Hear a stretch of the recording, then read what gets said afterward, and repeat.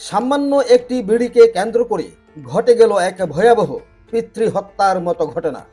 ধলাই জেলার কমলপুর মহকুমার সালেমা থানাধীন আভাঙ্গা ফিশারি পাড়া এলাকায় শুক্রবার সকাল প্রায় 7টা নাগাদ ওই চাঞ্চল্যকর ঘটনাটি ঘটেছে। পরিবার ও স্থানীয় সূত্রে জানা গেছে, মানসিক ভারসাম্যহীন ছেলে মঙ্গল সিনহা বয়স 47, তার পিতা মানের সিনহা বয়স 83কে শাবল দিয়ে আঘাত করে হত্যা করেছে বলে অভিযোগ।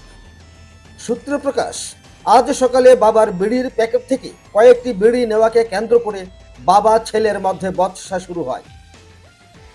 মুহূর্তের মধ্যেই উত্তেজিত হয়ে মঙ্গল সিনহা খাটের নিচ থেকে একটি শাবল বের করে নিজের বাবার পেটে আঘাত করে। গুরুতর আঘাতে ঘটনাস্থলে মৃত্যু হয় বৃদ্ধ মানের সিনহার। ঘটনার পর অভিযুক্ত ছেলের আচরণ আরও বিস্ময়কর হয়ে ওঠে। অভিযোগ, খুন করার পর সে নির্বিকারভাবে রান্নাঘরে গিয়ে চা পান করতে থাকে। ঘটনার খবর ছড়িয়ে পড়তেই এলাকায় চাঞ্চল্যের সৃষ্টি হয়। স্থানীয়রা সঙ্গে সঙ্গে সালেমা থানায় খবর দিলে পুলিশ ঘটনাস্থলে পৌঁছে তদন্ত শুরু করে। পরে ঘটনাস্থলে ছুটে আসেন ধলাই জেলার পুলিশ সুপার দেশাই ঋষিকেশ জয়সিং, অতিরিক্ত পুলিশ সুপার উত্তম বণিক এবং সালেমা থানার ওসি দীপক দাস সহ পুলিশ বাহিনী।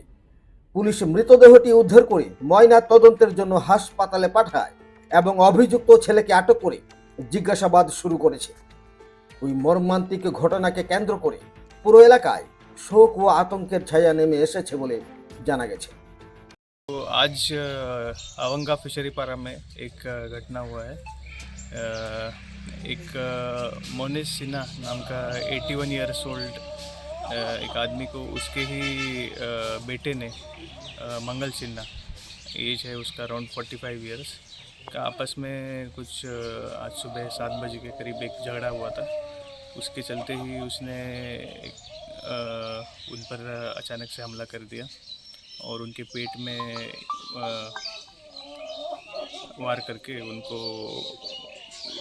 इंजोर कर दिया और उसी में इनका देहांत हो गया है। तो उसको हमने जो एक्यूज्ड आसामी है उसको अरेस्ट कर लिया है और बाकी प्रोसीजर अभी चालू है। আমবাসা থেকে কাজল দেবের রিপোর্ট, ত্রিপুরা পাইওনিয়ার।